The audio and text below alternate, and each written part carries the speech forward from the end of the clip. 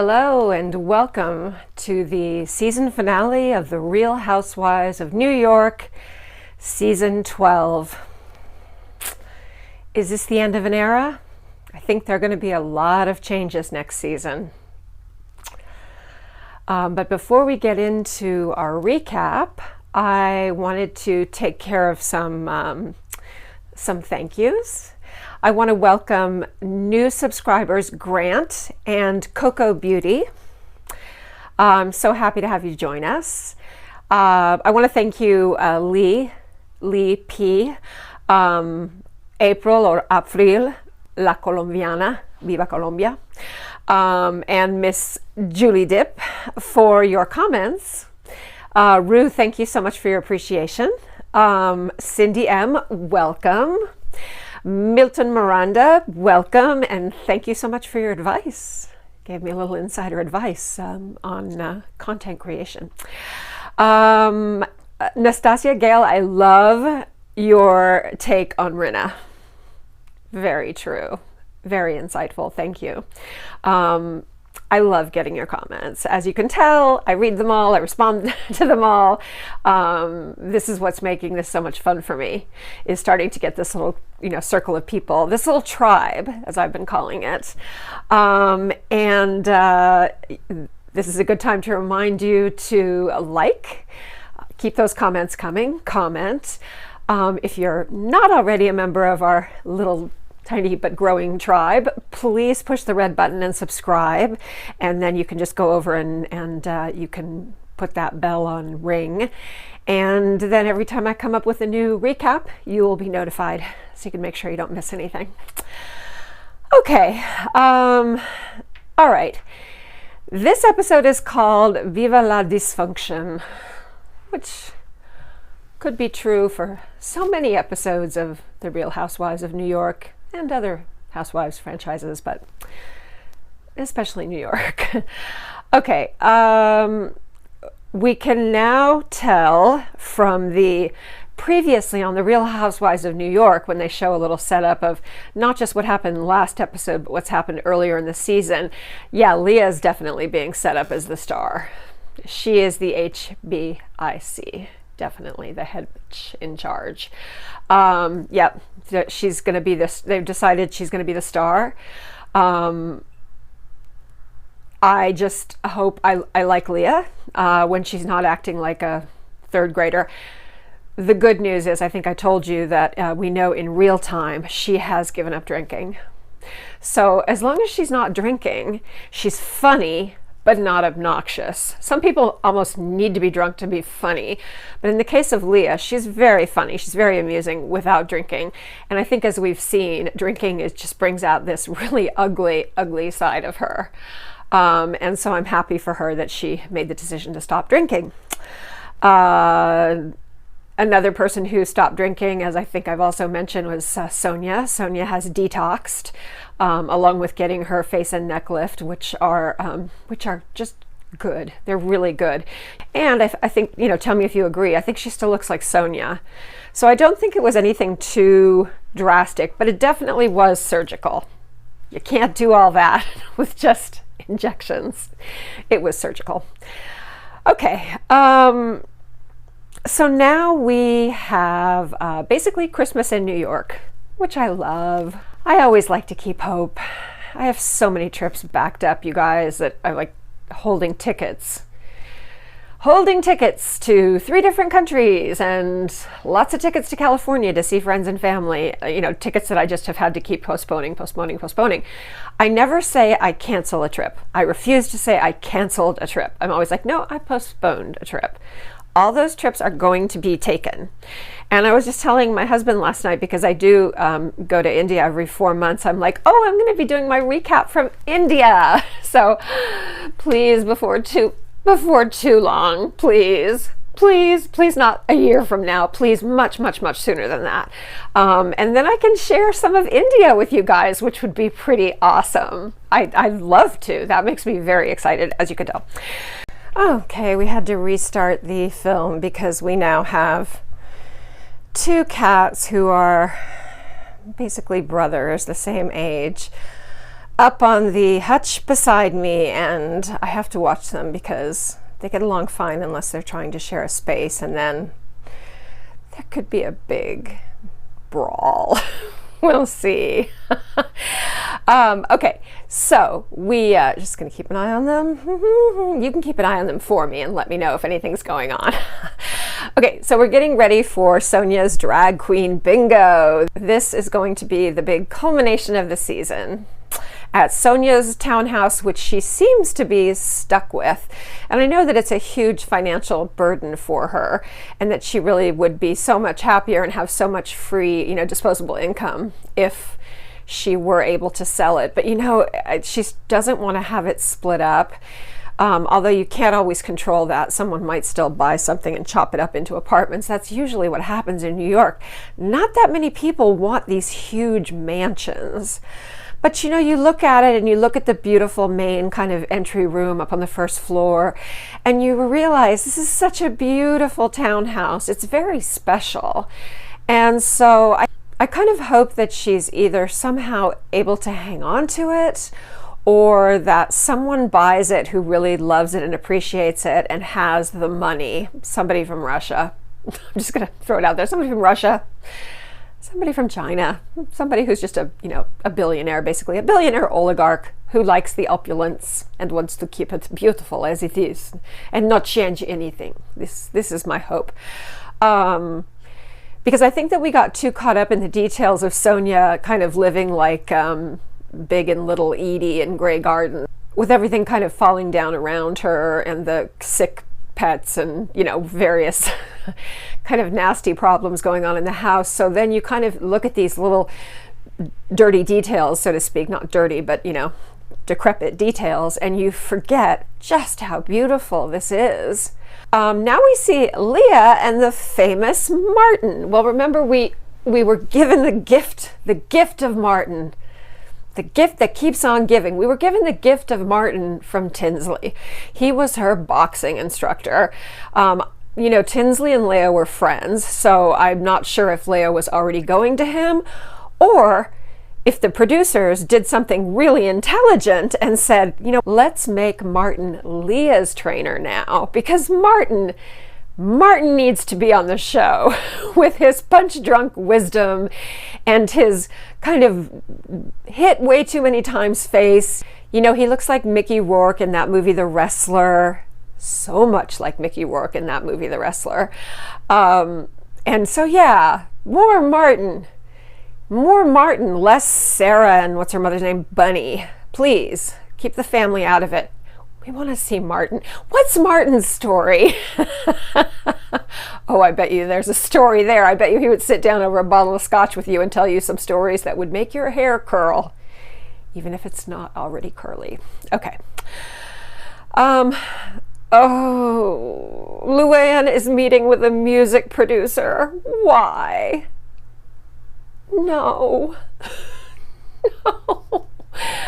Luann cannot sing. She is tone deaf, and her voice is very low and growly, almost as if she was a smoker for a long time. But I think she's just one of those women who has a very, very low voice. I certainly don't have a high voice, but whoa, Luann is really way down here, and she's always kind of got that slight gravelly, she really does sound like an old smoker. I wonder if she smoked for a lot of years when she was younger. Just curious. Anyway, the point is, she can't sing. She's tone deaf. She can't carry a tune. And perhaps you are a person who is musical. I am a person who is musical. I played the piano since I was 5. I was always singing. I was singing either in musicals, or I was singing in choirs and madrigal groups and small groups. Or later I studied opera. Okay. Now, if you are born with really good pitch and you're super sensitive to people being off key, it's kind of a curse, because you don't realize how many people, even in popular songs, hit notes that are just a little bit off key. Even in a very popular, song that you might hear all the time. And I'm super, super sensitive to it. So I'll always kind of go, ugh, when someone hits, it's just a little bit off pitch. However, some people whose voices I love, And I'll give you two examples. Sting and Boy George. I love their voices. Their voices are all about not so much being musically perfect, but having character, having something totally unique about them. And they very often end up being a little flat, a little sharp, a little bit off. But I love both of them, and their voices I find, really amazing. So it's not just that, but in the case of Luann, she can't release any single without basically the whole thing going through auto-tune. Auto-tune, blessing, or curse. I'm going to go with curse because a whole bunch of people who have no business singing, who have no business releasing music, who have no business, people who should basically be maybe sticking to something else, use auto-tune, and they release, singles that we are forced to listen to. As I was saying that, I may have started looking a little dreamy because I was thinking, I know someone who relies heavily on auto-tune, but I love every single song he comes out with, and that is the god/goddess who is RuPaul. I love RuPaul's songs. But what RuPaul does is she kind of talks through them. And Luann does that sometimes too, but in this song, she's trying to actually sing it. And basically she's singing it very low. She still puts a lot of kind of talking behind it, but it's basically her attempting to sing. And oh my God, is it painful. Yeah, I mean, I call her music producer the miracle worker because he has to auto-tune the shit out of her voice to get anything that's even recognizable as music and not the sound of some dying, raccoon. You have to fix her voice. She needs electronic help. And even then it doesn't sound good.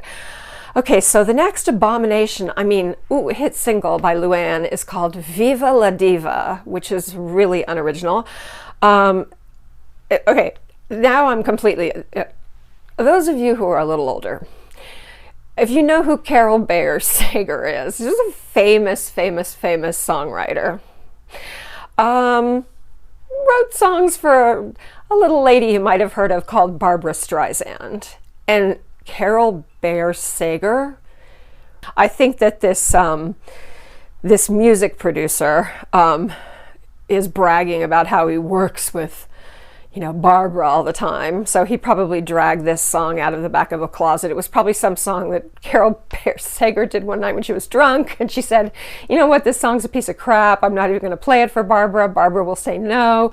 She gives it to this guy, and he gives it to Luann. This is all allegedly. I have no idea how it happened.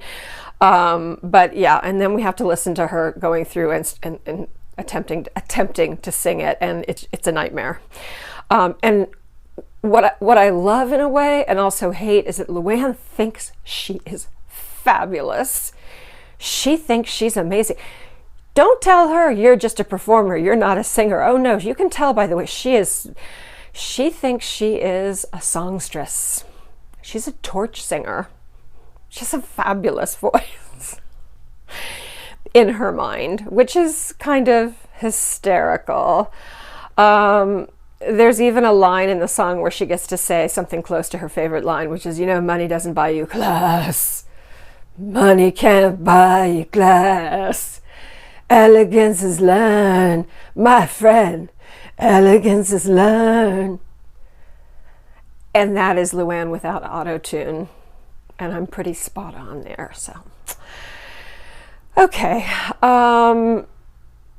Yeah, okay, so now away from that. Ugh. It's disturbing. Okay, Dorinda is fixing up her old apartment. She says, who knows, maybe I'll end up moving back into it, but right now she's thinking about renting it out, so she just wants to make it kind of clean. She's not sure what the future holds. She doesn't know at this point that she's being fired from the show. And I think that her behavior at, we're jumping ahead of ourselves. We won't do that.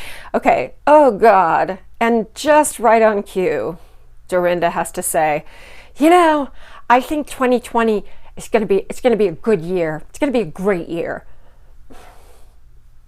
No, not for you. not for anybody. No. We'll look back and we'll say, 2020, the last year. My 2020 was great. And January started out great. January and February were amazing. So yeah, I was walking around saying, probably cursing it and saying the same thing. 2020 is going to be a great year. It's going to be my year. Although I do have to say, if it were not for Miss Rona, if it were not for the quarantine, I wouldn't have had the time to do this little show for you, to do these recaps. It's something I'd wanted to do for years, but I was so busy volunteering and traveling, and yeah, I never, I would have had to work a lot harder to fit it in, instead of it being something that is like, it's amazing. I mean, it keeps me really busy, but then I'm finding now that I'm into it, that I love it. I love making the videos. I love editing. I love interacting with you. So yeah, it's something I'll do as long as I can. I mean, forever. I can't see myself ever wanting to stop this. It's just too much fun. I'm having too good a time. These shows will come and go, but then other shows will come and replace them. So we'll work it out. Let's just take it 1 month at a time. Okay. Sonja's getting ready for the party. It's at this point really funny to see the back and forth between her in the show and then her in the confessional, where she's had the face and neck done, and the 20-pound, I'm going to say 20-pound, easy 20-pound weight loss, maybe more. She looks beautiful. And again, she looks like Sonja, not like some strange stretched person. Okay. Oh God. Ramona is so fake and over the top. She comes just to come over to the house and to the townhouse with Sonja to see how everything's going. And I don't know what she's doing. She's trying to be cute. She's making faces. She's trying to be sexy. She lays down on the carpet. And it cracks me up when she does that weird overbite thing. She does this weird overbite thing and she wrinkles up her nose and she's just like, oh, I'm ageless. I'm ageless. I'm ageless by Ramona. I am amazing. I mean, people tell me they think that I look 44. She just does these little gestures that I don't think she realizes. I think she thinks she's being cute and coy and little girlish, but it looks like she's having some kind of reaction, like a bad reaction to something. I don't know. Anyway, okay. And I mean, the thing is, if she would just chill out about it, Ramona does look good for her age. She does look good for her age. But the fact that she's constantly talking about it and then doing that little, oh, I'm so hot thing, it ruins it. Okay, oh God, now we are with Leah, her daughter Kiki, and the mother of all boredom. I'm going to call Bunny the mother of all boredom. They're making gingerbread houses. That's cute. Leah is really a sailor mouth in front of her daughter. She doesn't really filter her choice of 4-letter words in front of her daughter, which I kind of wish she would. And obviously me, I have a potty mouth, but I can completely turn it off when my friends' children or preteens are around, or in circumstances like where I'm around religious Jews or, whatever it is. You've got to, if you're gonna allow those words in your vocabulary, which sometimes they are fun to use, then you have to know how to turn it off. Otherwise, you need to go on a diet, like with this phone and the social media, and just stop, because that's not good. That's not a good look for your daughter. I think you're probably a lovely mother, but no. Okay. Now we have the dress rehearsal / kind of more like tryout or practice for Mary F. Kill, Luann's new show. Okay. Leah's there with Sarah, that sister. I don't know if you, those of you who watch Beverly Hills know how I felt about Kyle's bangs, and you know how I feel about Kyle in general, but boy, show me a grown-ass woman with really, really long hair and blunt bangs. And she could be lovely. She could be a wonderful person.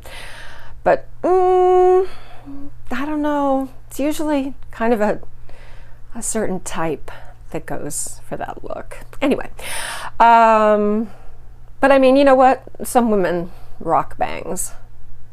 Heidi Klum, she rocks those bangs. I have the highest forehead in the world. I don't have a forehead, I have a 5 head.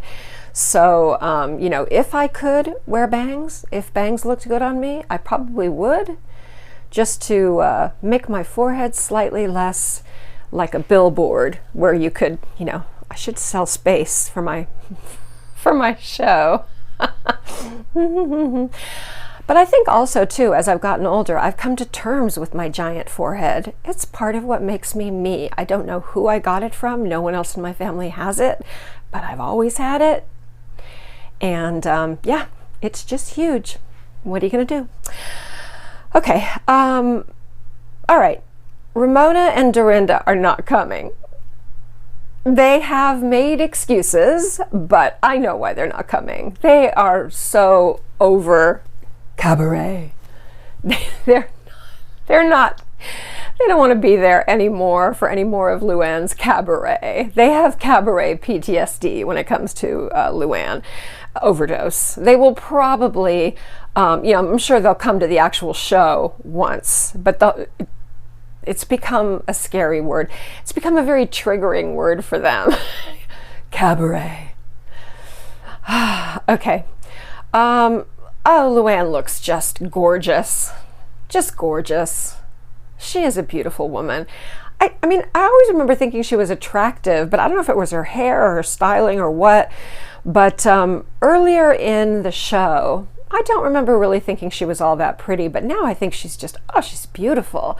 Or maybe she's just one of those women who just ages well into her own body and face. I don't know, but I think she's really stunning.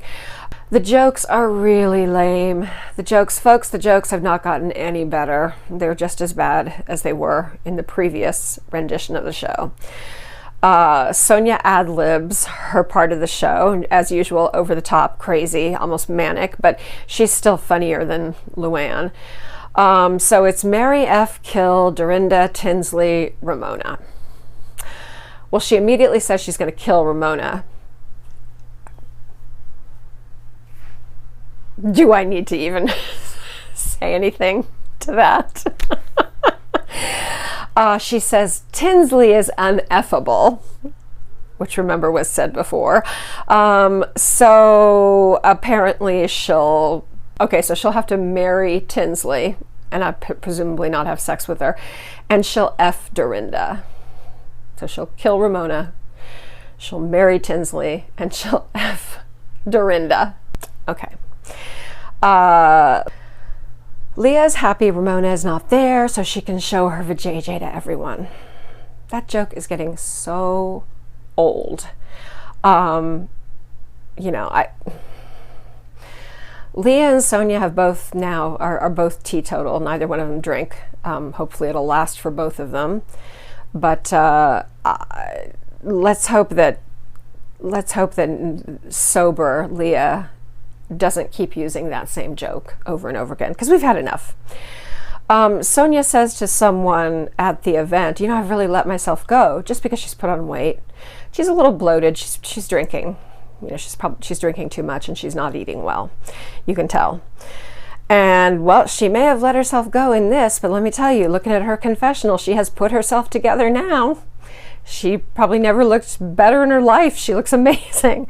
Okay, Leah says at this point, before Sonja's lost the weight, Leah says, you know what, let's go work out together. I'll help you work out. And so she's very excited. Leah really likes Sonja. She likes how she's kind of bohemian and crazy and fits in any situation. As in, when she came to the Married to the Mob party, she just was immediately all over in the laps of the streetwear designers and saying, you know, look at all these hot guys. That's why I think that if the show does become younger and more Leah-centric next season, Sonja and Luann should both be there, because they're pretty comfortable with that whole downtown thing. Ramona, oh, you're either going to have to fire her or she's going to have to be dragged kicking and screaming, and she's going to be miserable and nasty to everybody all season. She would absolutely hate that. In fact, I don't know what she's going through right now with all of these changes. She's probably absolutely panicking. Because, you know, she considers herself to be the star of the show. She's the OG, she's the star, and I'm not sure what kind of place there's going to be for her in this new world, in this brave new world that they're setting up for Real Housewives of New York. Okay. Oh, Leah, yeah, Leah's loud, and she's, you know, just kind of like everything she does is big. All her gestures are big, and she really is taking over the show. I know part of it is we know what's coming, but I can see her taking over the show. Okay. All right. Now, it's time for Sonja's drag bingo party. And I note to myself, Dorinda has 2 stylists? I'm confused. I don't see where 2 stylists worth of work ever come out on Dorinda. Not that Dorinda isn't cute and doesn't have a sassy look, but 2 stylists? That's a lot. Okay, of course, Ramona looks in the mirror and goes, I got it going on. I got it going on. Hot. Hey, okay, this is a great party. It's a Christmas drag queen bingo party for LGBTQ plus charities, which is lovely. Dorinda shows up in that kind of metallic fabric that you know I love so much, the Jiffy Pop look. And a turban made out of the same metallic material. She looks like an old drag queen. No, she looks like a hot mess. And Dorinda can be cute, but no, this is no. I know it's drag queen party, but I'm not sure. No. Turbans, no, don't, no. Turbans make you look ancient. Even if you're young and you put on a turban, you'll look weird and old. Just don't avoid turbans. Unless you have one of those turby towels and you're getting out of the shower and your hair's wet and you put it up, you know, that's fine. But no, turbans in general, no. No. Leah is, of course, beautiful. Thank God she didn't bring Sarah. I'm so happy she didn't bring Sarah. No sister.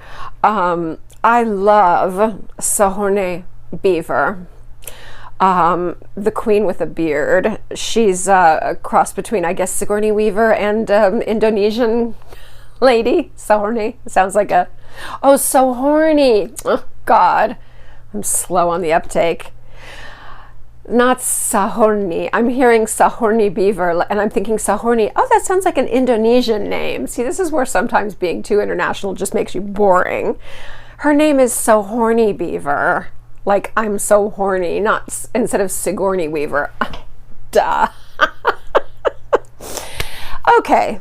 Anyway, because she looked Indonesian, I wanted to make her into something that she wasn't. So her name isn't quite as funny, but it's still funny. Sahorny Beaver. Very Conchita Wurst. Conchita Wurst was the Austrian opera singer, the man who dressed in drag, had beautiful natural long hair, and would wear these incredible gowns, beautiful face, but had a full beard and mustache. And I believe, I don't know if he won the Eurovision Song Contest, which is a whole different subject. We need to do some shows on Eurovision. For those of you who know it, you can just help me with the party. For those of you who are not familiar, oh my God, because of living in Europe so much during my life, it's something that has come and gone at different times during my life, and it's a gorgeous, hysterically funny, unintentionally funny train wreck with occasional glimpses of artistic genius. How's that for a description? Okay, so Conchita Wurst was this Austrian man who made a very beautiful woman, but nonetheless kept the beard and mustache. And this is something in the drag world that I see more and more, which I think is is kind of cute. I was in, there's a great, oh my God. There is a place in London called the Royal Vauxhall Tavern. The Royal Vauxhall Tavern is in the south end of the river in London, in what used to be like the worst neighborhood. It's in a kind of industrial slash up and coming residential area now. It's gotten a lot better, but when I first went there, it was like scary. And they have had for quite a while now on, I believe, Sunday night, something called Duckies. It's a night, it's a show. They have a review with many, many different performers and just incredible dance music. They have the best DJ. They play music from the 60s up until now. You'll love it. You love every song. You know every song, you love every song. And if it's, you know, they don't tend to do so much that's new. I'd say they tend to do kind of like from the 60s up till the like early 2000s maybe. But oh my God, is it fun. It's just a place where you go and you wear something that you don't care if it gets beer spilled all over it, or you know, it's just very, the crowd is everything. The crowd is every gender. The crowd is every background, every socioeconomic background, every ethnicity. It's absolutely a happy rainbow full of diverse people. And the vibe is really good. Occasionally there'll be some jerk that'll, you know, kind of act up, but usually the vibe is amazing and people are quite friendly and you all end up kind of dancing together. So yeah, that's the Royal Vauxhall Tavern, and the night is called Duckies. And the reason I brought it up is because the last time I was there, right before Miss Rona came to town in late January, there was an incredible performer who had a beautiful voice. He sang kind of like Broadway songs, only they weren't really Broadway songs. He wrote original music. So he wrote incredible lyrics and incredible songs. This guy was so talented, he should be on the West End for sure. I told him that. I'm like, you need to be on the West End. And his look was that, it was that look. He was dressed kind of very gender bender neutral, could be male, could be female. But, you know, then he had a full face makeup, you know, like face beat to the gods with makeup, lots of glitter, but then the beard and mustache. And I'm just really starting to like that look for the drag world. I'm really starting to get into that. Okay, that was a long segue. All right, Leah's glamorous hair for the drag queen bingo is absolutely gorgeous. The wavy Veronica Lake, Google it if you're young. It's absolutely beautiful. Oh God, Ramona. Ramona pretends she doesn't understand. She brings a straight man.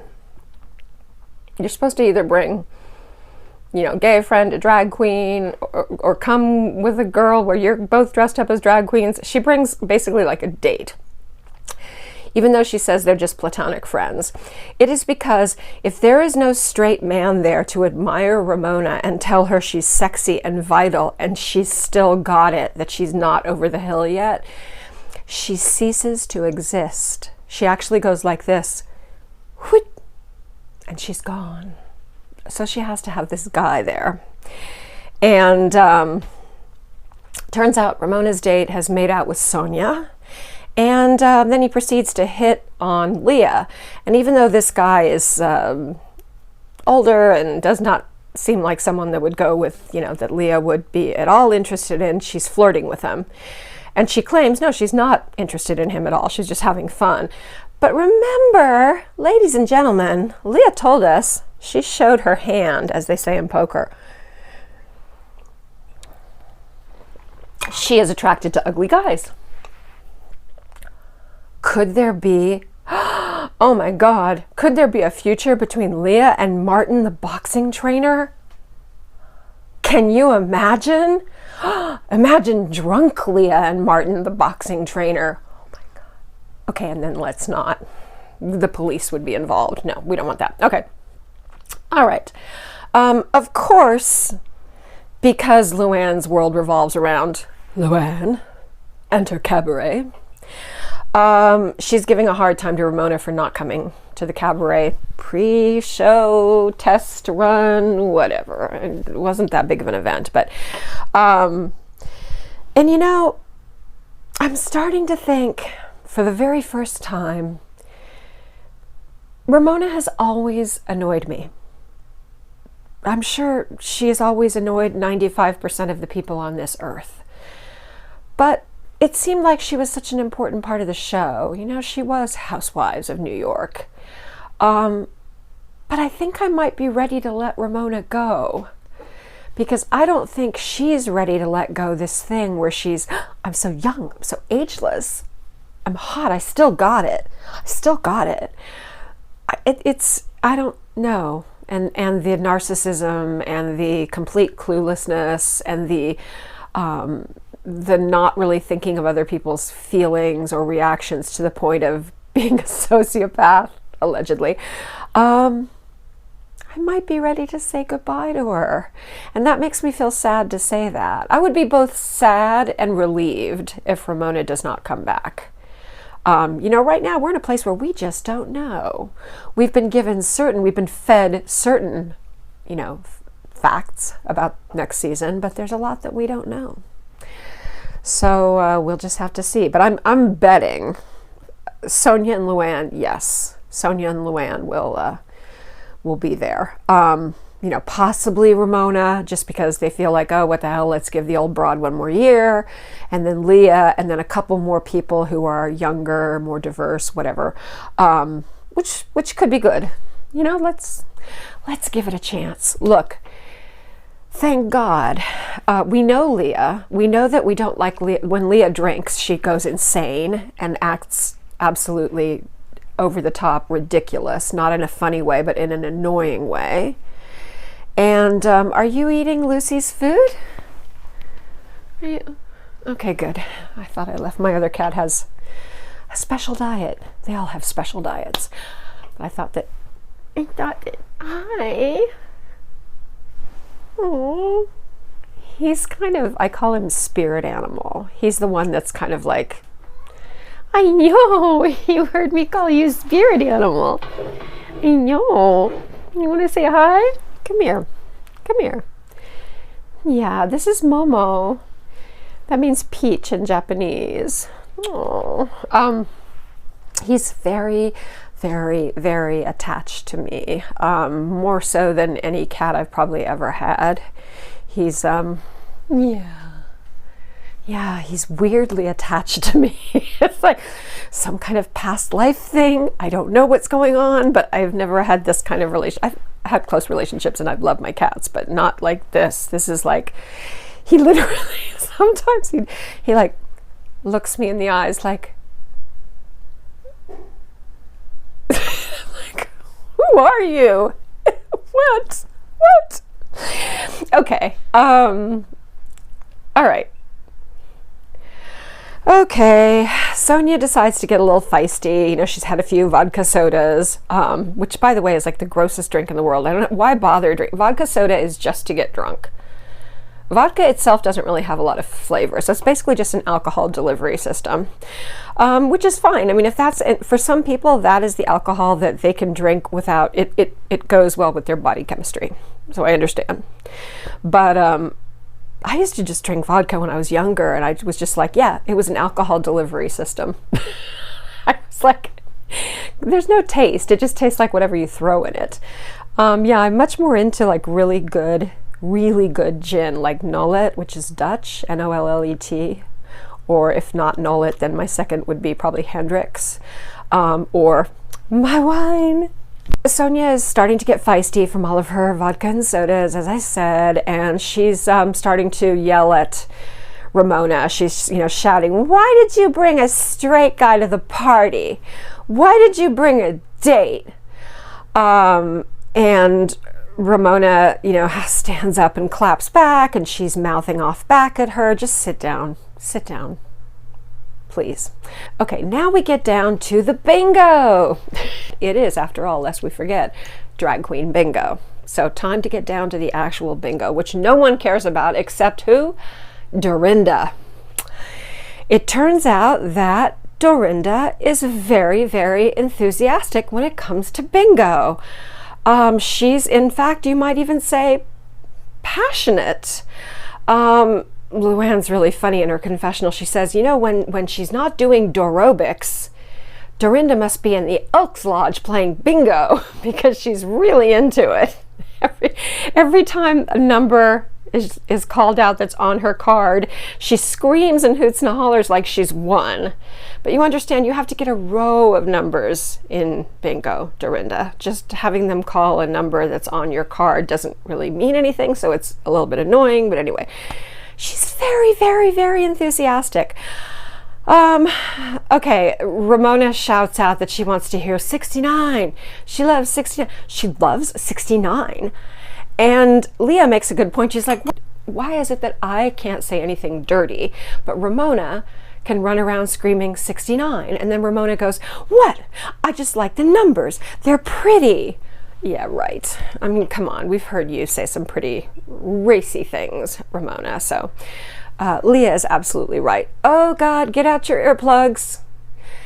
Get out your earplugs or hit yourself over the head to knock yourself out, because Luann is going to sing Viva la Diva for the whole party. So turn up that auto-tune and sing. Now, there is no auto-tune because this is basically just her not lip syncing, but her singing, karaoke singing the song to one backing track.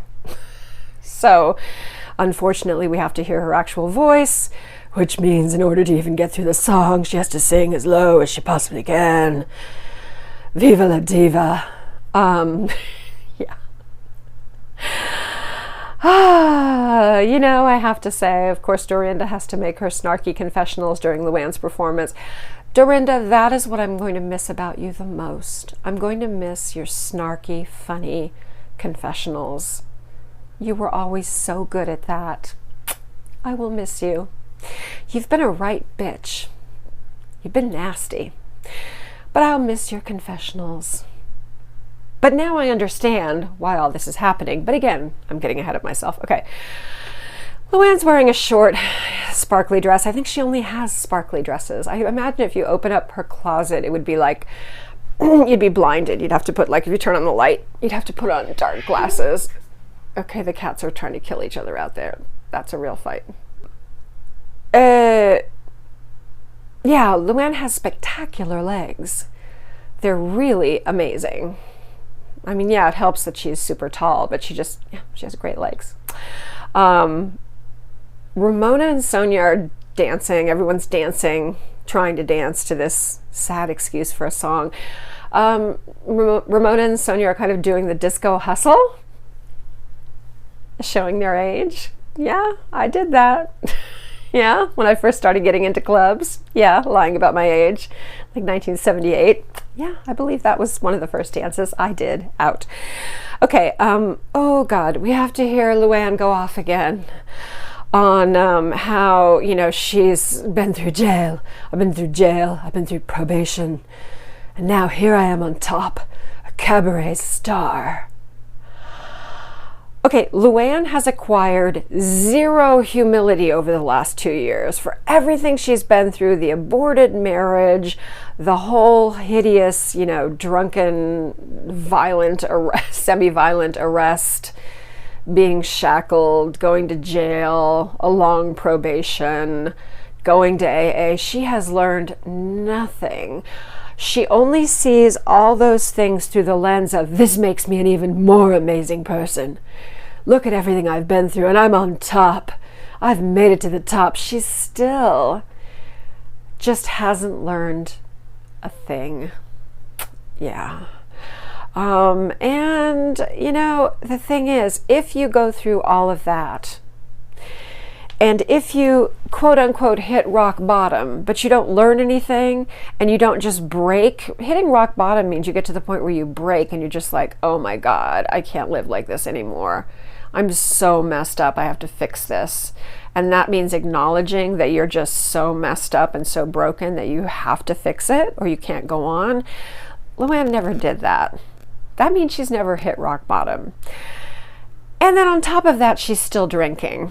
So what do you think is going to happen? I mean, let's be optimistic, but I don't hold out a good chance that she's not going to find herself back in a bad way at some point.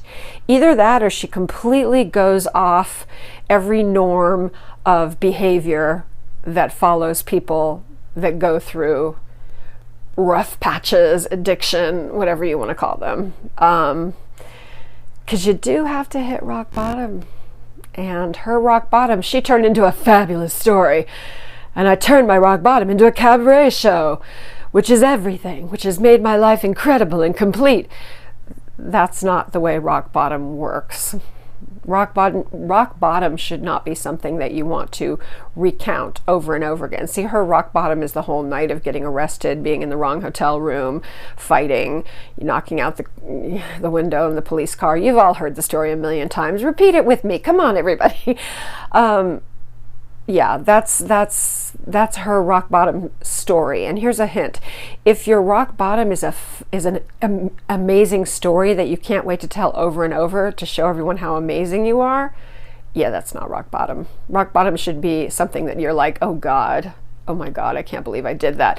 And the only place that you want to recount that would be maybe in AA or NA or something like that. So I have a lot of addiction in my family, so I know a thing or two. Okay. All right. Luann. Okay, here we go with the little wrap-ups. Luann is focusing on her memoir during quarantine. And I would also imagine, but I actually pray that I'm wrong, she is really focusing on renewing her formerly very close relationship to Belvedere vodka.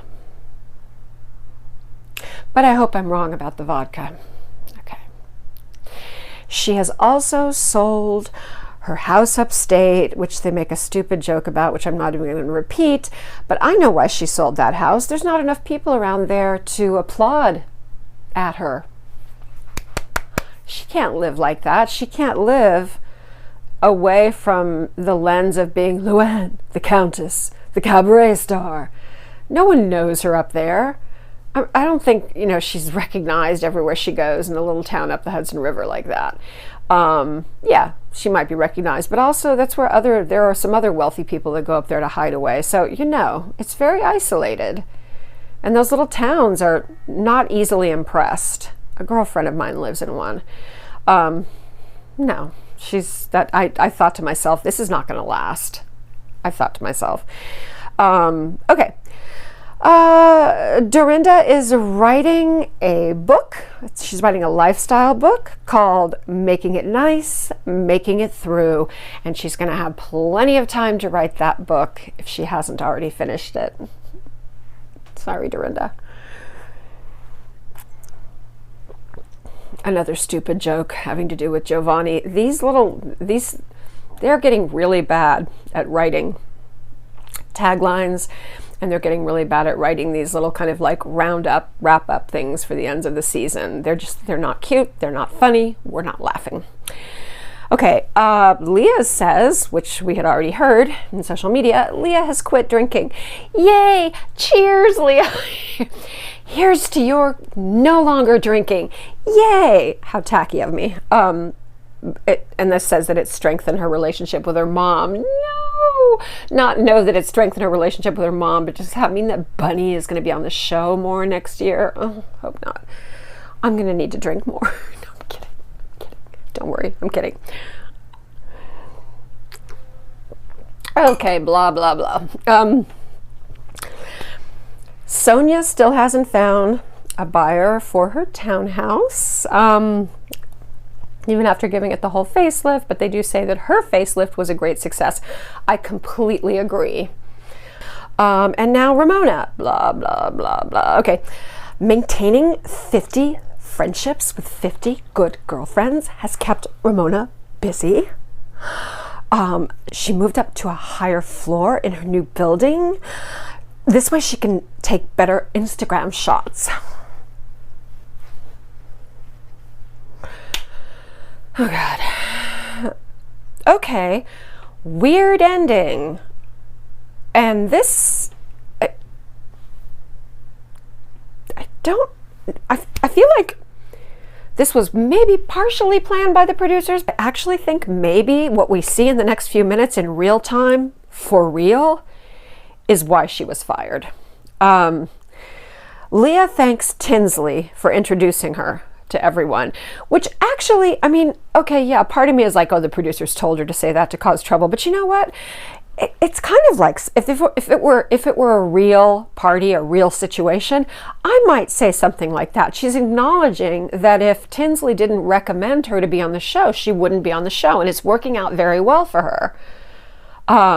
You know, she's learned, not only has she become kind of famous and she's quite well liked by the fans, but it's also caused her to kind of look at her life. And I think that now she's quit drinking, she's going to be a better mom, a better daughter, a better everything. So this has been a very positive experience for her, which is unusual. Let's compare her experience to that of Denise. Some people don't have good experiences on these shows at all. So yeah, I can see why. I can see why she would do that. I might do the same thing. I might thank Tinsley. I think it's nice. I think it's a nice gesture. Tinsley did bring her onto the show. Dorinda just loses her shit. She says, no, I'm not going to give Tinsley that. No, she doesn't want her to be a part of the ending of the season. She doesn't want her name to be brought up.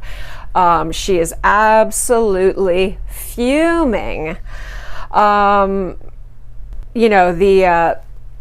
The producers are now in the shot again. Once again, we've broken the fourth wall. This is a thing this season.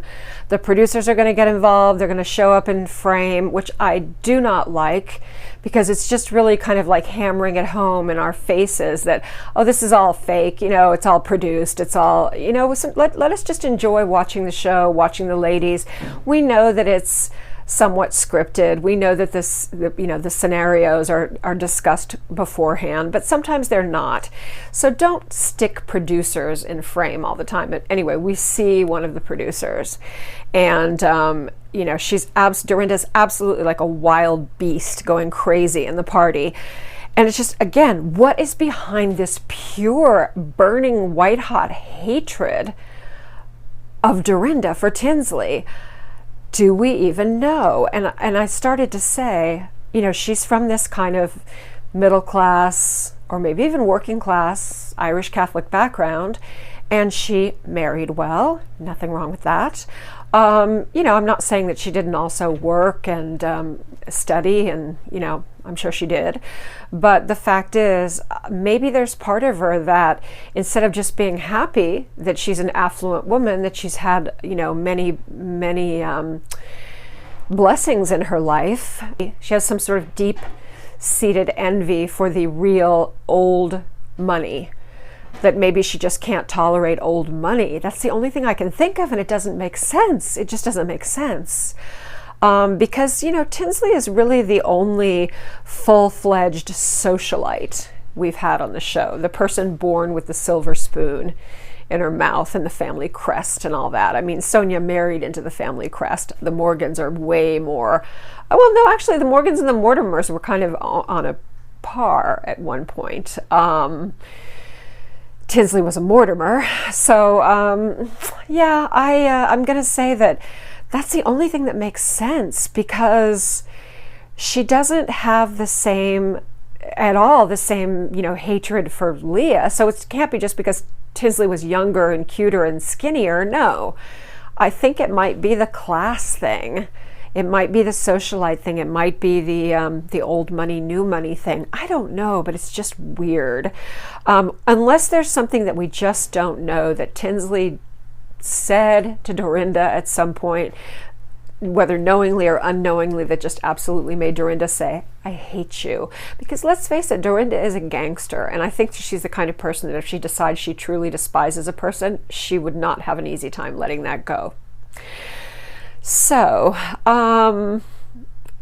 she says, F you, Tinsley almost ruined this show. She left halfway through the season. Sonja agrees. Sonja's getting drunkety drunk. She says, yeah, if you're not here, you don't get kudos. You don't get appreciation. Dorinda, by the way, is drunkety drunk now. She's left us and she's a bitch. She's left us and she's a bitch. She doesn't get any appreciation. No. Okay. Just a little note here. Why do we need a little shot of Leah sniffing her underarm? Isn't that something that we usually do in the ladies' room if we're concerned because we've been dancing? I don't know. Just a little side note. Okay. Anyway, this behavior, which is, I'm surprised she's not throwing things. This explains why I believe Dorinda was fired. I think this was the trigger. I think that things were lined up. Bullets were in the chamber. There were, things lined up against her in her behavior, in her mean-spiritedness, in her viciousness toward Tinsley, in her unpredictable temper, in her nasty drunkenness. Because an angry drunk is the worst drunk. That is the worst kind of drunk there will ever be. The raging drunk. No. So, all right, so that explains a lot. I'm going to say the reunion looks like a hot mess. Yay! The reunion looks very juicy. Thank you so much for joining me. We have the reunion, part 1, next week. We have Beverly Hills reunion, part 2. Oh, I can't even imagine. If the first one was so over the top, crazy, I can't imagine what the second one's going to be like. We have episode 6 of Real Housewives of Potomac, which is also, we've got some messy ladies on there. Beautiful, gorgeous, educated, interesting, but messy. And then remember, I also have on Intelligent Reality Recaps on YouTube, I have All Things 90 Days, 90 Day Fiance. And then I also have 90 Day Fiance Let's Judge Together, which is only 90 Day Fiance. Remember, Intelligent Reality Recaps is Housewives and 90 Day. 90 Day Let's Judge Together is just 90 Day Fiance. And I have to figure out which ones I'm going to keep or how I'm going to consolidate, because I keep thinking, oh, well, one of them will just fall away, but then I'll get new followers. So I'm not sure how to do that yet. But I would sort of like to keep a 90-day channel and a Real Housewives channel, and then just tell you about both, and you can go to both if you want both. But some people don't. And then also on Instagram, I'm increasing my following on Instagram. Thank you very much if any of you are part of that. But if not, check out on Instagram. We have Real Housewives Tea and Shade. And then we also have 90 Day Fiance Let's Judge Together. So go check those out. What I do is I put a kind of a 1-minute clip, the intro clip of each video on Instagram. So if you're in a hurry and you want a little preview of what's coming, you don't have time to sit down because my videos tend to be on the long side. You want to see what's coming up and what it's going to be. Take a quick preview and then come on over to YouTube. So, okay, that's Nigel trying to break down the door. These cats. Oh, we got in, but I love them and I love you. So be careful, be good, but not too good. Bye.